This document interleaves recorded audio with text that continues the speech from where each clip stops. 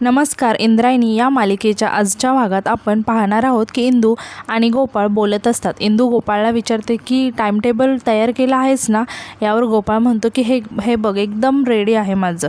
जर तू हे जसंच्या तसं फॉलो केलंस ना तर तुझा पहिला नंबर आलाच म्हणून समज. हे बघ सकाळी 4 वाजता उठायचं, मस्तपैकी 4:30 वाजेपर्यंत सगळं आवरायचं आणि आवरल्यानंतर लगेच अभ्यासाला बसायचं. मग सकाळी 4:30 ते 6 वाजेपर्यंत गणित आणि नंतर शाळा. मग शाळेवरून आलं की मी तुला एक ब्रेक देईन, त्यात तू जेवून घ्यायचं आणि परत लगेच अभ्यासाला बसायचं. 1 तास मराठी, 1 तास विज्ञान आणि 1 तास इंग्रजी. गोपाळचा टाइम टेबल बघून इंदू खूप टेन्शनमध्ये येते. आता गोपाळ हसत इंदूकडे बघायला लागतो आणि म्हणतो की काय गं, काय झालं. मग इंदू म्हणते, बरं गोपाळ, आजचा अर्धा दिवस गेलाय ना, मी उद्यापासून स्टार्ट करते. यावर गोपाळ म्हणतो की उद्यापासून काय, आज आत्तापासून स्टार्ट करायचं, 3 वाजल्यापासून. विज्ञान आणि मराठी होईलच की. हे ऐकून इंदू अजून खूप टेन्शनमध्ये येते आणि तिला आठवतं की पप्प्या म्हणाला होता की अगं आपली अख्खी फंटा गँग फटाके फोडायला येणार आहे, बरोबर 3ला यायचं. हे आठवून इंदू अजूनच खूप टेन्शनमध्ये येते आणि ती गोपाळला म्हणते की 3 वाजता. पण गोपाळ, मी काय म्हणते. इतक्यात गोपाळ इंदूला थांबवत म्हणतो की पंची बिन वाजवायची नाही माझ्यासमोर. आणि तूच म्हणाली होतीस ना गोपाळ, तूच मेन आहेस, मी काय नाही आहे. मग या मेन माणसाचं ऐकायचं. तर तू अजिबात नाटकं चालणार नाही आहेत. जे टाईम टेबल दिलं आहे तसंच्या तसं फॉलो करायचं म्हणजे करायचं. आता यानंतर आपण दुसरीकडे पाहतो की व्यंको महाराज फोनवरती बोलत असतात. आता यानंतर फोनवरती बोलून झाल्यावर शकुंतला व्यंको महाराजांना विचारते की काय हो, कोणाचा फोन होता. यावर व्यंको महाराज म्हणतात की निग्रोस्कर महाराजांचा फोन होता. शकुंतला विचारते की बरे आहेत ना ते. मग व्यंको महाराज म्हणतात की कसं आहे, हाडाचे सेवेकरी आहेत ते, आत्तासुद्धा दुष्काळग्रस्त भागात काम करतात आणि उतत नाहीत, मातत नाहीत, घेतला वसा टाकत नाहीत. त्यांची खुशाली विचारायलाच फोन केला होता. मग शकुंतला आश्चर्याने विचारते की बरे आहेत ना ते. मग व्यंको महाराज म्हणतात की हो बरे आहेत, पण मध्ये त्यांना टायफॉईड झाला होता, पण आत्ता आजारातून उठलेत आणि लगेच कामाला सुरुवात पण केली.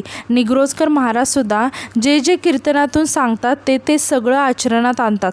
आता तुला सांगतो शकुंतला, मलासुद्धा खूप वेळा वाटतं ग त्यांच्यासोबत सेवा कार्यात जावं. मग यावर शकुंतला म्हणते की अहो मग विचार कसला करताय, एकदा विचारून बघा त्यांना, मला असं वाटतं ते तुम्हाला आनंदाने सहभागी करून घेतील. मग व्यंको महाराज शकुंतलाला म्हणतात पण तुला चालेल का. यावर शकुंतला म्हणते की हे काय विचारणं झालं का, तुमच्या समाधानात माझं समाधान आहे आणि तुमचीही मनापासून इच्छा आहे ना. अहो मग झालं तर. हे बघा, एक गोष्ट कायम लक्षात ठेवा, तुमच्या सेवेच्या कामाच्या मी कधी आड येणार नाही. यानंतर व्यंको महाराज शकुंतलाला म्हणतात की शकुंतला, तुम्ही बायका 4 भिंतीच्या आत घर सांभाळता म्हणून तर आम्ही पुरुष बाहेरची कामं शांतपणे करू शकतो. धन्य आहात तुम्ही. आता यानंतर आपण पाहतो की इंदू किचनमध्ये आलेले असते. तितक्या तिथे मोठ्या बाई येतात आणि इंदूला मोठ्याने म्हणतात इकडे ये. इंदू मोठ्या बाईंच्या जवळ जाते तेव्हा मोठ्या बाई इंदूला म्हणतात की सगळे दात आलेत का तुला. आणि ते इंदूच्या गालाला पकडून म्हणतात की खूप दात आलेत ग. आणि म्हणतात की नाही तुझा तोरा उतरवला ना तर नावाची मोठ्या बाई नाही मी. आणि आता मी काय फक्त मोठी बाई नाही राहिली, आदरणीय सन्माननीय आमदार सौ आनंदीबाई अंताजी दिग्रजकर असणार आहे. आणि एकदा का माझ्या हातात पॉवर आली ना की बघ तू तुझं काय करते ते.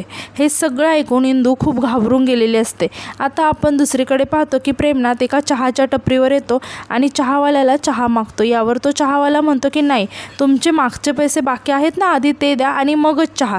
यावर प्रेमनाथ म्हणतो अहो खानदानी माणूस आहे, तुमचे पैसे काय बुडवणार आहे का, देतो ना. इतक्यात तिथं 2 माणसं येतात आणि निवडणुकीविषयी बोलायला लागतात की काही पण म्हणा, यावेळेस आमदार साहेबांनी खूप भारी काम केलं आहे. यावर दुसरा माणूस म्हणतो की अरे तुझं सगळं खरं आहे, पण त्याचा काही उपयोग नाही आहे, कारण आपला मतदारसंघ दुसऱ्या महिलांसाठी राखीव झाला आहे. आमदार साहेबांनी स्वतःच्या बायकोला समोर करून निवडणूक लढवायला साफ नकार दिला आहे. आणि लांडगे साहेबांचं काय, हा त्यांचा गेमच आहे सगळा.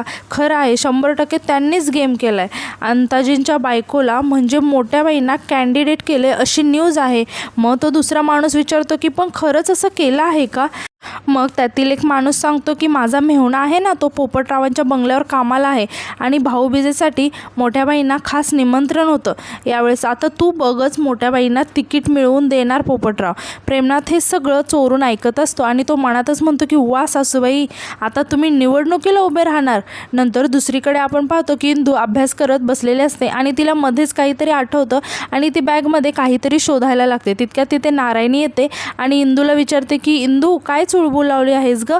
गोपाळने वेळापत्रक दिलं आहे ना, त्याचप्रमाणे न चुकता अभ्यास करायचा. इंदू हळूच म्हणते की हो. नारायणी म्हणते की मग दे की जरा अभ्यासाकडे लक्ष. इंदू म्हणते की तेच करते की मग. नारायणी म्हणते की मी स्वयंपाकघरामध्ये आहे, काही अडलं तर विचार. असं म्हणून ती तिथून जायला लागते. इंदू तिला थांबवत म्हणते की अगं ताई थांब, आणि टेन्शनमध्ये येऊन म्हणते की तुला गोपाळचं सगळं सांगतो का गं गोपाळ? नारायणी हसत म्हणते की कारण त्याला तुझी काळजी आहे म्हणून. आता कर अभ्यास. असं म्हणून नारायणी तिथून निघून जाते. तितक्यात तिथे पप्प्या येतो आणि खिडकीतून इंदूला आवाज द्यायला लागतो. इंदू घाबरून पप्प्याला म्हणते की हळू बोल. पप्प्या मोठ्याने म्हणतो की अगं पण झालं काय? इंदू घाबरून म्हणते की काही नाही झालं, पण तू जरा हळू बोल. पप्प्या मोठ्याने म्हणतो की चल ना मग फटाके फोडायला. इंदू म्हणते की तू हो पुढे, मी मागून येते. मग पप्प्या टाइमपास करू नको असं म्हणून तिथून निघून जातो. इंदू इकडे तिकडे बघायला लागते की कोणी ऐकलं का. तितक्यात नारायणी तिच्यासाठी पाणी घेऊन येते. इंदू पटकन तिच्या जागेवर जाऊन बसते आणि अभ्यास करायला लागते. आता नारायणी इंदूला म्हणते की तुझ्यासाठी पाणी आणलं आहे, तुला उठावं लागू नये म्हणून, आणि गोपाळनं सांगितलं आहे ना 1 मिनिटसुद्धा इकडे तिकडे करायचं नाही, वाया जाऊ द्यायचं नाही म्हणून. इंदू म्हणते की तेच करते मी, आणि नारायणीकडे बघून म्हणते की ताई, तू जर माझ्यासोबत अशी इथे बोलत उभी राहणार असशील ना, तर मी कसा अभ्यास करणार? नारायणी म्हणते की ठीक आहे, मी जाते, पण काही लागलं तर सांग. असं म्हणून तिथून ती निघून जाते. इंदू खुश होऊन तोंडावर पुस्तक ठेवून निवांत झोपून जाते. यानंतर आपण दुसरीकडे पाहतो की मोठ्या बाई त्यांच्या खोलीमध्ये काहीतरी काम करत असतात. तितक्यात तिथे प्रेमनाथ येतो आणि तो मोठ्या बाईंना म्हणतो की आम्हाला सगळ्यांचं सगळं कळतं, पण एक गोष्ट कन्फर्म होत नाही आहे. यावर मोठ्या बाई काहीच बोलत नाहीत. प्रेमनाथ म्हणतो की कोणती ती विचारा नाही. मग मोठ्या बाई म्हणतात की कोणती? तर प्रेमनाथ म्हणतो की आम्ही बाहेर काहीतरी ऐकलं आहे, ते खरं आहे का?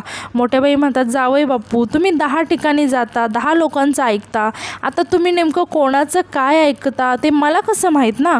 प्रेमनाथ म्हणतो की आम्ही बाहेर ऐकलं आहे की तुम्हाला आमदारकीचं तिकीट मिळतंय, आणि विचारतो की खरं आहे का? मोठ्या बाई म्हणतात की तुम्हाला काय वाटतं? प्रेमनाथ खुश होऊन म्हणतो की आम्हाला खरंच वाटतंय. मोठ्या बाई म्हणतात की हां, मग असेल खरं. प्रेमनाथ खूप खुश होऊन मोठ्याने ओरडायला लागतो आणि मोठ्याने म्हणतो की अरे वा, म्हणजे आता तुम्ही तालुक्याचे मेन होणार. मोठ्या बाई त्याला थांबवत म्हणतात की अहो, खानदानी लोक एवढ्या मोठ्याने बोलत नाहीत, आणि विचारतात की खानदानी नाही आहे का तुम्ही? प्रेमनाथ म्हणतो की ठीक आहे, सॉरी, आम्ही खानदानीच आहे. म्हणून तुम्हाला एक सांगतो की एक काम करा, तुमचा प्रचार प्रमुख म्हणून आम्हाला नेमा. बघा कसा धुरळा उडवून टाकतो ते, आणि म्हणतो की बघा, आणि तो प्रचार करायला लागतो येऊन येणार कोण? सासूबाई शिवाय दुसरा आहेच कोण? प्रचार प्रमुख प्रेमनाथ विंजे सरकार. मोठ्या बाई प्रेमनाथकडे आश्चर्याने बघत म्हणतात की तुम्ही आणि प्रचार प्रमुख? जिंकायचं आहे मला, हारायचं नाही. प्रेमनाथ म्हणतो की सासूबाई, जरासुद्धा विश्वास नाही का हो तुमचा आमच्यावरती? मोठ्या बाई म्हणतात विश्वास ठेवण्यासारखं काय केले आहे तुम्ही आजपर्यंत? सगळे प्लॅन फेल आणि फ्लॉप. प्रेमनाथ म्हणतो की सासूबाई, ओ साल अलग था, ए साल अलग आहे. आता तुम्ही बघा, तुम्हाला कुठे नेऊन ठेवतो. मग मोठ्या बाई म्हणतात की आता तुम्ही फक्त एकच काम करा, हे जे तुम्हाला कळलं आहे ना, ते 4 ठिकाणी बोंबलत हिंडू नका, अजून ऑफिशियल व्हायचं आहे. प्रेमनाथ म्हणतो की सासूबाई, ते व्हायचं तेव्हा होईल, पण तुम्हाला सांगू का, तुम्ही ना मला असं एकदम आमदार झाल्यासारखं वाटतं, एकदम आमदारासारखं. आता तुमचा विजय निश्चित. माननीय आमदार मोठ्याबाई उर्फ आनंदीबाई अंताजी दिग्रजकर. वा, ऐकायला किती भारी वाटतंय ना. मी ना आता प्रचाराची तयारी करतो. असं म्हणून तो तिथून जायला निघतो. मोठ्याबाई स्वतःशीच म्हणतात की लापाट. तर दुसरीकडे आपण पाहतो की इंदू निवांत तोंडावर पुस्तक ठेवून झोपलेली दिसते. तितक्यात नारायणी परत तिला आवाज देत येते. इंदू नारायणीचा आवाज ऐकून पटकन उठून अभ्यास करायला लागते. नारायणी तिला येऊन विचारते की इंदू, तुला काही खायला देऊ का गं? इंदू नको म्हणून सांगते. मग नारायणी तिथून निघून जाते. इंदूला खूपच कंटाळा आलेला असतो. ती स्वतःशीच म्हणते की सॉरी नारायणी ताई, फक्त आजचा दिवसच. असं म्हणून ती पुस्तक बाजूला ठेवते आणि इकडे तिकडे बघत बॅग घेऊन बाहेर जाते. तितक्यात करिश्मा मागून येऊन जोरात इंदूला पकडते. इंदू घाबरून म्हणते की करिश्मा ताई तू? करिश्मा रागाने म्हणते की हो मीच आहे. एकटी कुठे निघालीस ग टवळे? इंदू घाबरत म्हणते की ते मी असंच. करिश्मा इंदूच्या हातातील बॅगकडे बघत म्हणते की हातात काय आहे तुझ्या? इंदू घाबरून मागे बॅग लपवत म्हणते की कुठे काय आहे? आता करिश्मा जोरात इंदूच्या हातातून बॅग खेचून घेते आणि काय आहे ते बघायला लागते आणि रागाने म्हणते की फटाके? करिश्मा ताईपासून लपवून लाज वाटते का तुला? इंदू घाबरत म्हणते की हो वाटते ना, पण म्हटलं की सगळे फटाके आधीच फोडून टाकावे म्हणजे टेन्शनच येणार नाही. परीक्षा जवळ आली आहे ना, त्यामुळे अभ्यासात लक्ष लागलं पाहिजे ना. करिश्मा म्हणते की मग हे काम मला सांगायचं ना. इंदू म्हणते की मग तू पण चल ना माझ्यासोबत. करिश्मा म्हणते की मला नको सांगू, मी येणारच आहे. इंदू म्हणते की अगं पण माझी पिशवी. करिश्मा म्हणते की हे बघ, जे तुझं आहे ना ते माझं आहे आणि जे माझं आहे ते माझंच आहे. इंदू नाराज होत म्हणते की म्हणजे याच्यातलं तू मला एकही फटाका देणार नाही?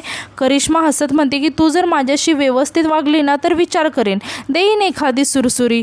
असं म्हणून ती इंदूच्या हाताला पकडून तिला तिथून घेऊन जायला लागते. तर दुसरीकडे आपण पाहतो की मोठ्या बाई फोनवर बोलत असतात. त्या म्हणतात की हो पोपटदादा साहेब, अहो मी का नाही येणार, उद्या येते मी, असं म्हणून त्या फोन ठेवतात. अंताजी मोठ्या बाईंना विचारतात की काय गं, लांडग्याचा डायरेक्ट दादासाहेब झाला का? मोठ्या बाई म्हणतात की कोणी त्यांना काही म्हणू नका, कोणाचे ते कोणी पण असो, पण माझ्यासाठी ते दादासाहेबच आहेत. अंताजी म्हणतात की आपला फायदा होतोय ना, त्यासाठी दादासाहेब म्हण, काका म्हण, अण्णा म्हण, काहीही म्हण. आणि विचारतात की काय म्हणत होते ते? मोठ्या बाई म्हणतात की आपल्याला उद्या बोलवलं आहे त्यांच्या बंगल्यावर. बहुतेक ते मला असं वाटते की उद्याच मला आमदारकीचं तिकीट मिळते. अंताजीसुद्धा खुश होऊन म्हणतात की अरे वा, आणि विचारतात की दादासाहेबांकडे आम्ही तुमच्यासोबत आलो तर चालणार आहे का? मोठ्या बाई म्हणतात अहो का नाही चालणार, तुम्ही यायचंच आहे. आणि म्हणतात की जरा नटून थटून आमदारीनबाईंचे मिस्टर शोभले पाहिजे ना तुम्ही. अंताजी आरशामध्ये बघत म्हणतात की अगं इकडे बघ, लाखात नाही करोडमध्ये एक जोडा आहे. हे ऐकून मोठ्या बाई लाजतात. अंताजी म्हणतात की आनंदी तू आमदार झालीस ना, मला पहिलं काम काय करायचं आहे माहिती आहे? लास वेगासला जायचं आहे आणि तिथे टेबल ठेवायचं आहे. मोठ्या बाई म्हणतात की अहो मला एकदा आमदार तरी होऊ द्या, मग बघा हे वेगास काही नाही, डायरेक्ट चंद्रावरतीच घेऊन जाईन तुम्हाला. असं म्हणून दोघेही हसायला लागतात. अंताजी म्हणतात की खानदानी आहेत आपण, उगा आहे का? आणि हात जोडून म्हणतात की आनंदी अंताजी दिग्रजकर. मोठ्या बाई म्हणतात की आमदारीन बाई आमदारीन. तर दुसरीकडे आपण पाहतो की फंटा गँग टेन्शनमध्ये बसलेली असते. पप्या म्हणतो की इम्रान आपल्यावर खूप अन्याय झाला रे, पण आपल्या परीक्षा का लवकर ठेवल्यात? इम्रान म्हणतो की निवडणूक आहे ना, आपल्याला आमदार निवडून द्यायचा असतो. परी विचारते की पण आमदार करतात काय, कशासाठी निवडतात त्यांना? इम्रान सांगतो की अगं विकासासाठी. पप्यामध्येच म्हणतो की कसला विकास? तितक्या तिथे इंदू आणि करिश्मासुद्धा येतात. पप्या त्यांच्याकडे बघून हळूच म्हणतो की अरे हा बटल्या डॉनसोबत हा गटल्या डॉन काय करतोय? इंदू त्यांच्या जवळ येऊन म्हणते की माझ्यासोबत माझी बहीण करिश्मा ताईसुद्धा आली आहे. मग सगळे उठून करिश्माला एक साथ नमस्ते असं म्हणून नमस्कार करतात. इंदू विचारते की काय रे, कसली चर्चा करत होता? पप्या म्हणतो की दुसरी कसली असणार, आपली परीक्षा जवळ आणणाऱ्या इलेक्शनची. परी विचारते की पण इलेक्शनमध्ये काय करतात? इम्रान सांगतो की भाषण करतात, प्रचार करतात. पप्या म्हणतो की बोल बच्चन करतात आणि खोटं वचन देतात. आणि इम्रान ॲक्टिंग करत म्हणतो की आणि घरी येऊन म्हणतात की आम्हाला मत द्या, आम्हाला मत द्या. पप्या म्हणतो की अरे डोकं उठवतात त्या स्पीकरवर भाषण लावून, आणि खूप गर्दी असते, कुठून कुठून लोक आणतात काय माहिती सभेला. परी म्हणते की हो ना, त्यांच्यामुळे आपली परीक्षा लवकर आहे. इंदू म्हणते की आता आली आहे ना परीक्षा, मग आता रडत नाही बसायचं, अभ्यास करून भिडायचं, आता नियोजन करायचं, वेळेचं टाईम टेबल बनवायचा मस्त. पप्या म्हणतो की इंदे तू नेमकं कशासाठी आली आहेस? इंदू म्हणते की हो रे, फटाके फोडण्यासाठीच आली आहे मी. आणि म्हणते की चला आपण फटाके फोडूया. करिश्मा रॉकेट उडवण्यासाठी बॅगमधून रॉकेट काढते. इंदू घाबरून म्हणते की अगं ताई रॉकेट आहे ते, आपल्याकडे बाटलीच नाही ना रॉकेट उडवण्यासाठी. करिश्मा म्हणते की मग ते जा मला बाटली आणून दे. इंदू म्हणते की नाही आता नाही. करिश्मा म्हणते की हे बघ मला आता रॉकेट उडवायचं आहे म्हणजे आहे. इंदू म्हणते की अगं चुकून कोणाच्या घरात गेलं तर किती नुकसान होईल. करिश्मा तिला जोरात धक्का देत म्हणते की टवळे इथे आहे की नाही, नुकसान होण्यासारखं आहे का काही इथे? जाऊ दे, मला तुझ्यात वाद घालण्यात ना काही इंटरेस्ट नाही, तुला काय करायचं ना ते कर, मी जाते. असं म्हणून ती फटाके फोडायला जाते. इंदू पण तिच्या मागे मागे जायला लागते. तितक्या तिथे गोपाळ येतो आणि जोरात इंदूचा कान पकडतो आणि म्हणतो की शेंबडे, सगळ्या नियोजनाची वाट लावली, लाज नाही वाटत का गं तुला? 2 तास चांगला अभ्यास झाला असता ना विज्ञानाचा. इंदू रडत म्हणते की गोपाळ कान सोड, खूप दुखतोय, शेवटचे फटाके फोडायला आलो होतो आम्ही, शेवटचा दिवस आहे आमचा फटाके फोड फोडण्याचं. गोपाळ म्हणतो की फटाके फोड तू टवळे, निकालामध्ये जेव्हा तू फुटशील ना तेव्हा समजेल तुला, मग तेव्हा ना मला काही नको सांगूस. तर इकडे करिश्मा रॉकेट उडवायला लागते. गोपाळ म्हणतो की यानंतर माझ्याकडे अजिबात यायचं नाही, म्हणायचं नाही की गोपाळ माझा अभ्यास घे ढ कुठली, असं म्हणून तो तिथून निघून जायला लागतो. करिश्माने उडवलेलं रॉकेट उडून येऊन इंदूच्या हातावर पडतं आणि इंदू खूप मोठ्याने ओरडते. सगळी फंटा गँग धावतच इंदूजवळ येते. इंदू खूप मोठ्याने रडत असते. गोपाळ घाबरून तिला विचारत असतो की काय झालं. हे सगळं बघून करिश्मा खूपच घाबरते. सगळेजण खूप घाबरलेले असतात. इंदूचा हात खूप भाजलेला असतो. गोपाळला करिश्माचा खूप राग येतो आणि तो रागाने करिश्माकडे बघायला लागतो आणि आजचा भाग इथेच संपतो. धन्यवाद.